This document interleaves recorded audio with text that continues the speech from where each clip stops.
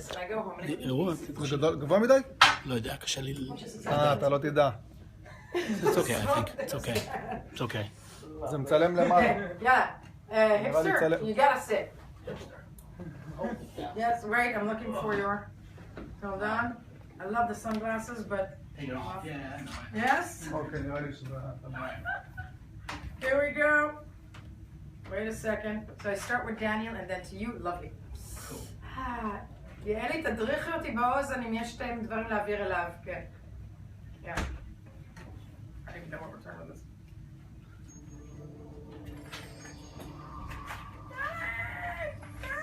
There we go. I-24 News Morning Edition. It's the end of the show as you know it, but we've got 60 minutes to go, and they're the best ones because Daniel Roth is here. Finally! They are the best ones. The They best are 16 minutes every week. Every week is with Daniel Roth. When you are here, Hillel Fuld with us as well. We're going to get to you in a minute. I'm not introducing you yet. I'm psyching myself up. So, hold on. But Daniel Roth of The Economy magazine today with an important story about Nigeria. Yes, Nigeria is going through incredible turmoil.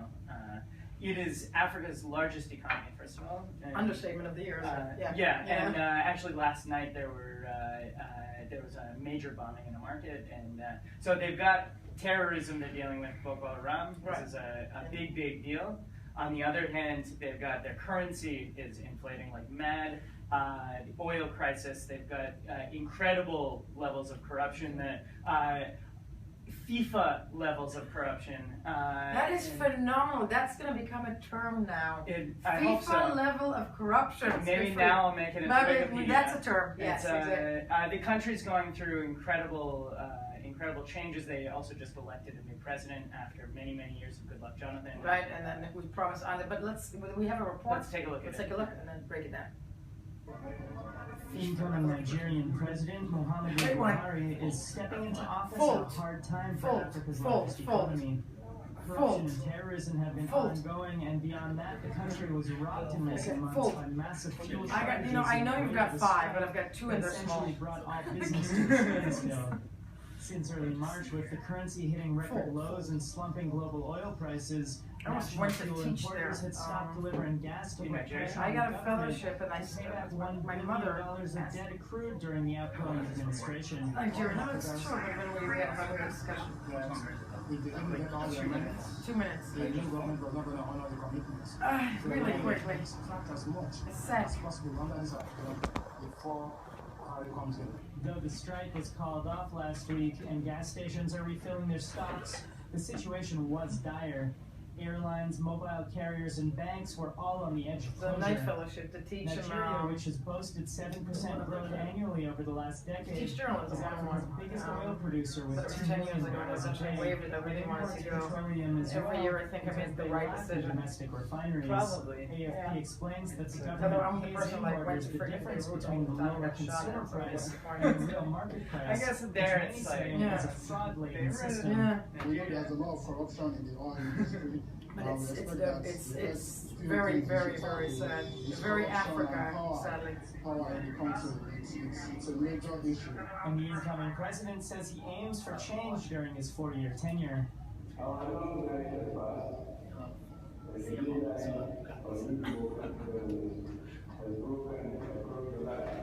Buhari, who ruled Nigeria after a coup d'etat from the end of 1983 until 1985, is seen by many as a leader equipped to take on the Boko Haram threat the country is facing. Meanwhile, questions remain about his ability to govern on economic fronts in a country that sorely needs it with a 30% unemployment rate. So Daniel, an inside look into Nigeria, Daniel Roth of The Economy magazine.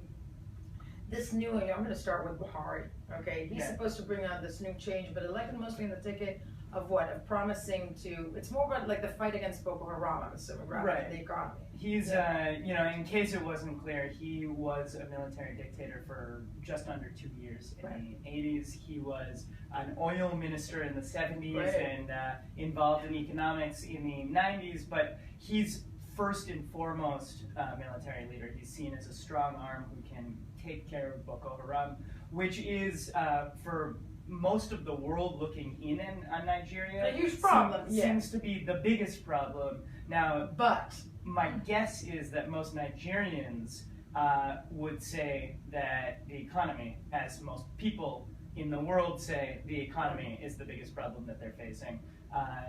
Like I said, the government revenue relies enormously on oil, and oil prices have gone down about 40% over the last year. it's sad to say, but we see that so much in Africa, the level of corruption in countries that do have natural resources, and not to point fingers of why corruption and organization of whatnot, but Nigeria it's actually more so than other countries on that continent, isn't it? Absolutely, and it's one of the reasons is that there hasn't been until this election, which just happened Recently, yeah. The inauguration was on the 29th of May, so just days ago. Until then, there hadn't been any repercussions for Goodluck Jonathan's administration. There was, and when there's not elections or any kind of changing of power, not that I'm advocating other kinds of changing of power, but when you look around and you see that you're not going to lose power, you start to think that you can do anything, and that's what's been happening in Nigeria in the oil sector, particularly. We see high levels of corruption.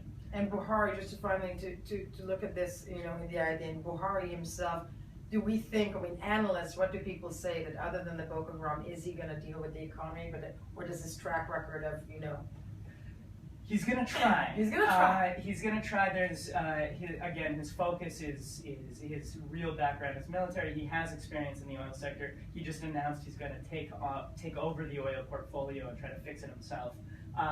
We'll see what that leads to. Yeah, okay, but again, an important country also in the makeup of the economic, I think, powers or the oil, and especially the oil market worldwide. Central, very much so.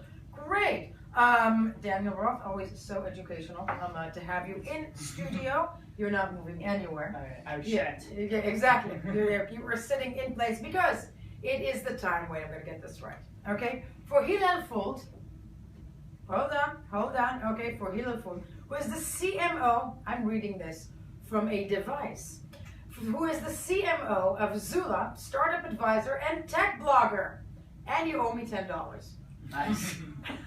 Who sent me this text earlier today saying that $10 if you get it right, because I usually get it wrong. But that's who you are. Okay, with anything and everything that Now that we're all totally embarrassed. Yeah, it's gone. Yeah, there you go. That was the point of it. And cha-ching.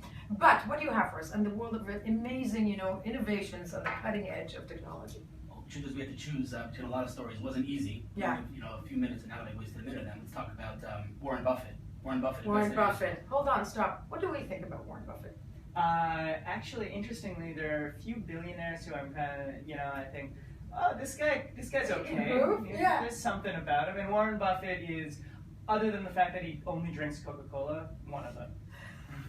Well, no, because he's the expert on millionaires we like.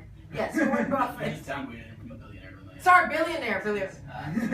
But So the top list of the billionaires in the world, they're all involved in Israel now. Obviously, Bill Gates and Carlos Slim. And Right. Now Warren Buffett was his first investment. He's made acquisitions in the past. This is his first investment in Israel. He invested in the company along with GE Ventures to kind of like personalize the energy use of mobile networks. So if you're a mobile network, you have people using more data, you need more energy. Right. Less data, so they kind of help you efficiency, basically, energy efficiency. Energy efficiency. The He Co-Evolution invested in Networks. Co-Evolution, How much did he invest?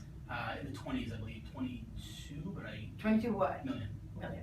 Right. No, not billion. Yeah, I was about to No, say. he was Okay. And that's a really kind of exciting, more than the actual capital you put in or necessarily the technology. It's just a big kind of like stamp of approval or validation for Startup Nation. It's not really a startup, but for Israel, it's a technology giant. Giant, right. That's We really picked the wrong profession, Daniel. It says that every We time. by really the way. did, I know. Be a big high-tech CEO one day. How do we get to be? I want to be a CMO. I'd like to. Yeah, how do you get to be a We CMO? can talk about that Often. You would know if you were a CMO. Yes, and So that's really, really exciting. There was another exciting piece of news this week. A company called Nexar, founded by this guy Iran Shir, who worked at Yahoo Israel before on innovation, and then he joined Aleph VC. He's an amazing, amazing entrepreneur. And he founded now a company that you're going to love. Think about crowdsourcing, like Waze and many other companies, but for safe driving. So now you can tag someone who's a hazardous driver, and if you're driving near that person, you'll get a notification, stay away from that dude. He's dangerous. hold on, that sounds like name and shame campaign. Well, it's not meant to do that. It's meant to It create is- safety on the roads. No, so like you would wait a second. Hold on. So if you're next to a guy and it recognizes the car as what this has a crazy driver. Well, first of all, the What? actual technology recognizes that this guy cuts people off and he drives, in an insane way. But you can also, if someone cuts you off, instead of doing something that you might regret later, you just tag them and say this guy's a hazardous driver. And it's using crowdsourcing, which we're using in many other things. But why not use it to save lives, right? We're using crowdsourcing in many It's things. phenomenal, but I have to stop us and break this down for a second, but because We're not going to get any other stories. No, because Daniel Roth and I are going to try and figure out how Israelis will take to this technology. Because, come on. There's just going to be people pressing buttons all the All time. the time! It's going to be the proverbial, it's going to be a technological Gotta version start. of giving the finger. Well, that's what we're trying to avoid. Exactly. Giving the finger. But Exactly. It's going to start in other countries, and obviously Israel's going to catch on like we do. I was about to say, if it starts in other, it should start in a place like Britain. It should start in a place like, in the US. US driving is a lot better than No, the US is much, Yeah. I'm the first one Much, to say, much better. Israeli Yeah. driving is horrific. So they launched at a conference this week called the Recode Conference. Recode's a website that was Right. actually just acquired by Vox Media. They're Walt Mossberg and Kara Swisher, if you know these guys, big journalists. Huge. No, well, you should know them anyway. They're amazing. Yeah, I know. So they launched at that conference this week. That was very exciting. He's a serial entrepreneur, just an amazing entrepreneur. And I think that they're going to do amazing things. Amen. And what else? That's really exciting. Google bought another Israeli company this week. Stop. Who? Pulse.io. So they acquired the company. I don't think the amount was disclosed as far as I know, but the bottom line is, as I keep saying every time I'm here, right? These tremendous empires of technology are even looking at us is amazing. But Alibaba and That's Baidu, true. we're talking about Baidu in a second, and Google and Microsoft and Yahoo, and they're all here. So Google's buying companies left and right. They bought so many. So here's another one, Pulse.io. Wait, and what does Pulse.io do? So I'll just tell you, they announced it this week at Google I/O, the big developers conference, and it was kind of Right. We even did a segment about that. So Pulse.io helps you as a developer if you're developing Android apps to speed up your apps and just increase optimization and make sure your app works well. Because not to get too technical, but Android's a little bit of a fragmented ecosystem. There's so many Android devices, so many sizes, so many processors. So this helps you kind of optimize it and make sure that it works and it works fast and well. Amen. And another run for the money for Apple, I'm assuming. I have no idea what I'm saying. Speaking of giants, Yes. speaking of giants investing or taking part in what's going on, Yes. Baidu, right? Baidu is the Google of China. Baidu? Baidu. Baidu. I know Baidu. Yes. Okay, Baidu Google is- China. Yeah, I mean they're huge. They have 75% of search traffic. They're an absolute monster. And so now they're collaborating with Taboola, another Israeli company that you've for sure seen on the web, where it says, you like this article, you might also like this.